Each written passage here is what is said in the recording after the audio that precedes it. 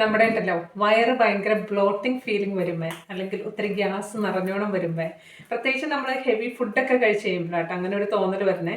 അങ്ങനെ വരുമ്പോൾ നമുക്കൊരു ഒരു ഹോം റെമഡി ഉണ്ട് കേട്ടോ. അതിന് ഈ വലുപ്പത്തിലുള്ള ഒരു ഇഞ്ചി കഷ്ണം എടുത്തിട്ടുണ്ട്. അതിൻ്റെ തൊലിയെല്ലാം കളഞ്ഞിട്ടാട്ടോ എടുത്തേക്കുന്നത്.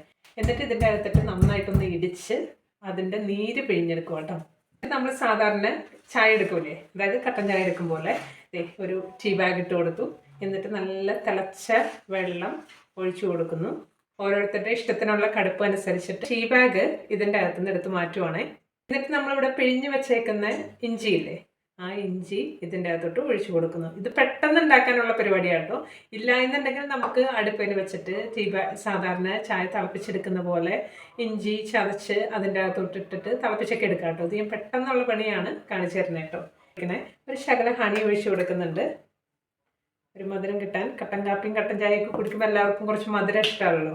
ചെറുനാരങ്ങ പിഴിഞ്ഞൊഴിക്കണ്ടേ. ഇത് നന്നായിട്ട് ഇളക്കി കൊടുക്കുക.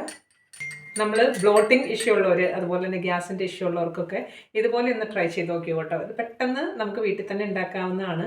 അതുപോലെ തന്നെ ഇത് ഭയങ്കര എഫക്റ്റീവായിട്ടുള്ള ഒന്നാണ്.